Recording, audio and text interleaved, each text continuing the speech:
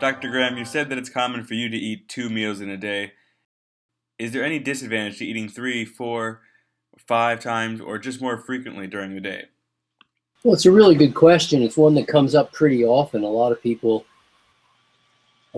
choose the grazing approach as opposed to a large meal approach, and um, I wouldn't say there's anything bad per se. If I was going to place, well, I won't place any value judgment on it either way. As far as good and bad, I think you may have different goals that you're striving for. What I've seen though is that very often the people who tend to eat small meals frequently tend to do so in order to reach at least a couple of different goals that small frequent meals is actually the wrong road to reaching those goals. So, I mean, I've seen the same thing happen with fitness performance. I won't lose my track here, but I've seen the same thing and talk about the same thing in fitness performance, um, where people will be doing a specific exercise in order to get better at a certain skill, and then when we break it all down, they realize that actually that performance is never going to lead, or that practice is never going to lead to them being able to do the skill that they're hoping it's going to bring them to. So, somebody doing push-ups isn't automatically going to get better at pull-ups because of all the pushing that they did. Um, Somebody running long, slow distance, but lots of it, isn't going to get necessarily faster at their sprints as a result of running lots of long, slow distance. In the same way here, what I tend to see is people very often say, well, I want to get in more calories, and so I'm going to eat more often. And what this generally leads to is the consumption of lots of small meals. When you add up the calorie intake for the day, it's actually less than if they just ate two big meals. I know for myself, if I eat frequently throughout the day, and I've tried the experiment on occasion, but if I eat frequently throughout the day, I do not eat as much as if when I wait and get hungry and then eat and then wait until I get hungry again and then seriously eat. Um, it might even be counterintuitive for some people, I don't know, but it usually, if you're trying to get in more calories or or just eat more, you're going to be more successful doing it with the 2 or 3 meals a day than you will having 5, 6, 7 or more, frequent bites here and there. The other thing that I see a lot of people tell me is they don't digest big meals well, and so they eat really small meals, hoping that's going to improve their digestion.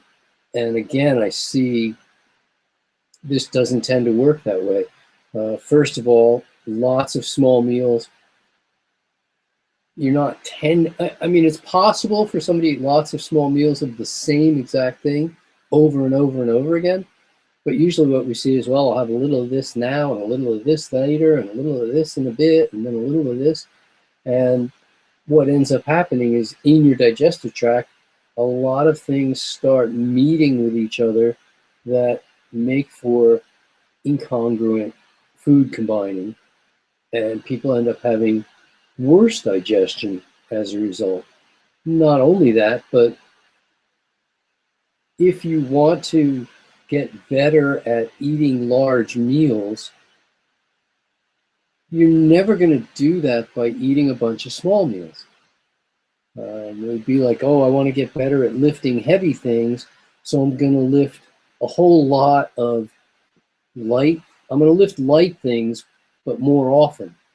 It's never going to get you.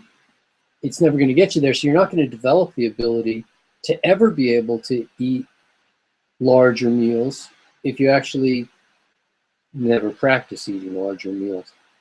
Um, in fact, you're going to get worse at eating larger meals your, to some degree, your digestive abilities are going to adapt to the stresses you place upon them. So, for instance, when little kids learn to read, they learn that they can bring the words up pretty close. They experiment. Most kids experiment at some point. How close can they bring the book to their face? But then we learn that, proper reading distance is 16 inches. Normal range is 14 to 18 inches. Most people hold stuff about that distance when they read because it works well for this, that, or the next. And over a period of usually within a decade, 2 decades at the outside, we lose all of our ability to see, to focus in this close-up range. We completely lose that because we never use it. And the same thing happens with our digestive abilities. If we're always eating these smaller meals, then we're asking even less of our digestive capacities. And so our digestive capacities decline rather than improve. So at least for those 3 reasons. The 4th reason is that the muscles involved in peristalsis are not exactly the same as our skeletal muscles, and they have to contract really strongly. And in order to do that, in order to create a wave of peristalsis, it's got to be a really strong contraction that was preceded and followed by total relaxation. If this is happening a lot, the relaxation becomes compromised, as does the contraction. So if you open and close your hand a bunch of times, open, close, open, close, open, close, do it pretty quick. Eventually, you're not closing as firmly. The peristaltic activities require a total contraction, complete contraction, it's called. And if you're doing that all day long, those muscles stop contracting so completely. So once again, instead of the food moving smoothly forward on through the digestive tract, following that peristaltic wave, or in front of the peristaltic wave of contraction, food can actually get pushed in both directions because it becomes an incomplete contraction and a slower contraction, and digestion is compromised. So there's 4 reasons why, for me, I'm not going to tell you it's bad, if that's what works so well for you, but it doesn't work all that well for most people.